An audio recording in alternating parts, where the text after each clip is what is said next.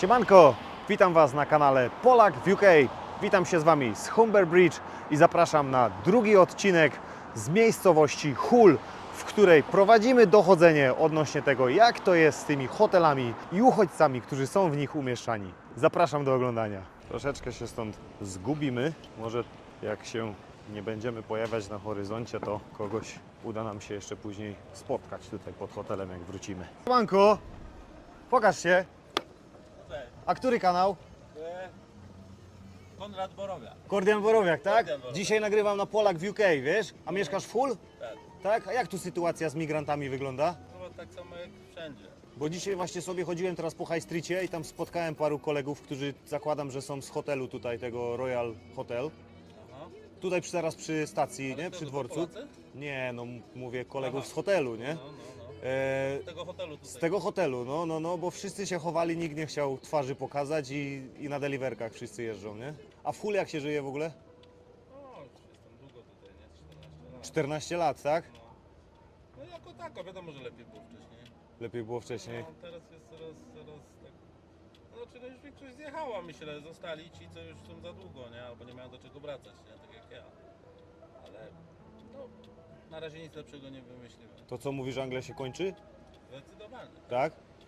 Ale do Polski warto wracać czy nie?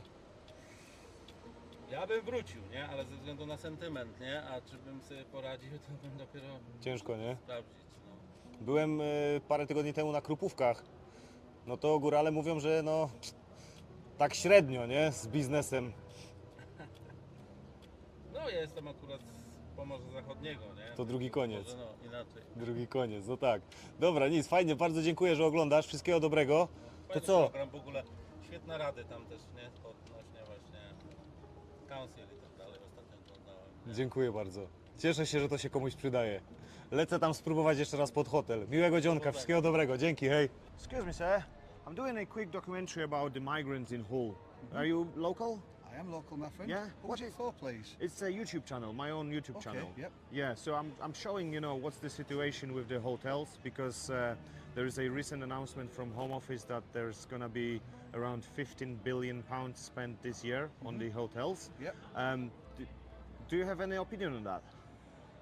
I'd like to see anybody who wants to come and reside in this country come and present themselves through legal channels. I worked for 38 years until I retired. I paid tax, national insurance, and some months I struggled to pay my bills and juggle them. I don't blame the migrants, I blame the government. I think they should have a policy of inviting people in to join us and, give something to our society, but by coming in through legal routes and applying legally. It's not the migrants' fault, but it does gall people when they struggle to pay their bills and they see somebody who's getting everything, medical care, dental care, things that I can't get, and getting it ostensibly free. I know it's not the life of Raleigh, but I can see why it does gall certain people. I understand. And did you vote for Labour? No. No, okay. No. So, do you think they got any plan in place? Do you think they're gonna do anything about it? I have in my mind that there's a bigger plan. I've read United Nations reports that saying with an ageing population and needing people to care for them, most countries in Europe need to virtually double their population in the next 15 to 20 years through migrants who'll start off at low paid jobs and pay tax and care for the elderly, the care ratio. I understand. So, do you think that if we could speed up the process of the asylum applications and give them the permit to work, would that be any solution? It would be a part solution, but I'd also like to say, why are you coming across on dinghies and boats? Why not, present yourself on a ferry port? It's cheaper to get across on a budget airline and a ferry than it is to pay a gangmaster £5,000 in, your own local currency. I'd like to see them come through legally, say, here's my passport, I'd like to apply for asylum, and I'd like us to welcome the ones who we can vouch for, and we can make sure there's no criminal record and they don't mean no harm. So, yeah. I understand. And I've just been to Dover a couple of weeks ago, and I've met one of the GB News reporter right on the cliffs. He's documenting what's happening over the, on the channel. Yeah. And it seems that this year is going to be the highest number of people crossing the channel. So, what do you think is the solution to stop that? To stop putting in very prestigious hotels. Before the migrants were in, that hotel was one of the premium hotels in Hull. We used to say, oh, I'm staying at Royal Station Hotel, and we must have a bit of money, that's a nice hotel. You know, you must always be human. You must welcome other humans and treat them as you would like to be treated. But not give them everything that the local people aren't getting and make the local people feel that it's to their detriment. As I say, I don't blame the migrants. They don't have a key to a bank vault. I blame the government for their lack of policies. Yeah, that's why I've asked if you see any solution that government could implement, you know, to stop the migrants crossing, because Steve Carmen says that he's gonna fight off the gangs that are trafficking people. Definitely, they're making money on people's misery. Target the gangs, but also make it not as desirable to come over here. If you're from, say, Syria or Iraq, why would you come through France, Germany? Why would you come through 7 European countries where you could claim asylum to come to here? There must be a reason why people want to come to Britain, and it's not just because they speak English as their second language. You know, I think that obviously there's a reason, because a lot of things are given to them here. Not everything, I don't believe all the stories, but yes. Thank you very much. You're very welcome. Hey mate, can I ask a quick question? Go on then. I'm doing a little documentary about Hull. What's the current situation with the migrants in town? I couldn't tell you, I don't really know, to be honest. You don't know I anything? reckon there'll be about 70%, 80% migrants, well there should be.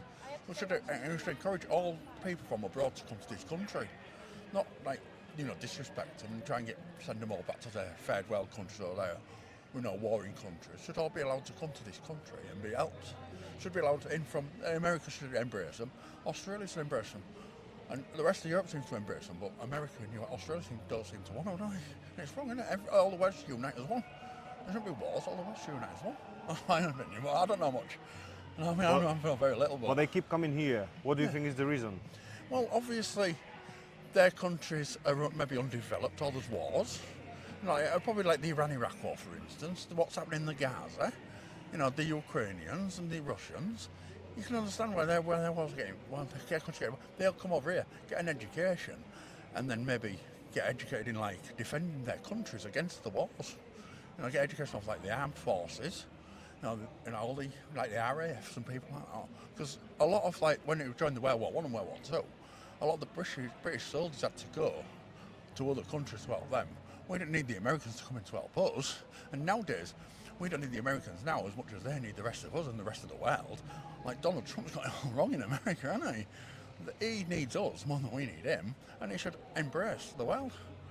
And what do you think about the latest announcement from Home Office that they are going to spend 3 times more on the hotels to house the asylum seekers this year? I think it's a good idea. Is it? Just to try and get them into the country, send them to the university and the colleges to get educations, and then they get that education, the qualifications, they can take that back to their own countries and then encourage the youngsters from their countries to follow in their footsteps, if they're following our footsteps, guiding them in the right direction. And are you okay that the UK taxpayer is paying for it? Absolutely fine. There's not a problem with that. All these coined-up people in America, all these coined-up businessmen, why should they earn the right to win that much money? They don't work hard for that. You know, like their grandfathers and great-grandfathers probably worked hard to give them the money they've got. They just sit on their asses. Well, you're bumming all the money off all the vulnerable people, and it's wrong. So I absolutely agree that these multi-billionaires should put some back into, you know, redeveloping hotels, redeveloping the city to encourage more immigrants, even from all around the world, to come across to Great Britain. That's what should be Great Britain and the art of the world, and it should encourage all the immigrants to come in, get an education here, and go back to their own countries to try and redevelop their countries. That's what I think. What about the fact that they're waiting for years for their applications to be processed? And that is wrong as well. That is wrong. Like I said, they should be coming across. I know, because sometimes they don't get like passports, they get false passports, don't they, with false names on. And their countries, they've got to, because they don't give them official documents to come across here. So if they, like, say like do a year's apprenticeship over here, then they should earn the right to get some sort of like British passport and get photo identification with their genuine details on, and they should be able to travel around the world and get jobs anywhere around the world that they want to get. They're qualified people. Thank you very much. That's not a problem. Thank you. Thank you for talking Thank to you. me. Peace. Bye bye. No i jak, moi drodzy, podobało się? Mam nadzieję, że tak. Dajcie znać pod spodem w komentarzu, co myślicie na temat tego, co widzieliście w dzisiejszym odcinku. A jeśli doceniasz to, co robię, że biegam tutaj co weekend z tą kamerą i nagrywam dla Was, to wbijaj guzik subskrybuję, bo nic Cię to nie kosztuje. Z polsko-brytyjskim pozdrowieniem. Nie zapomnij o lajku. Do zobaczenia. Cześć!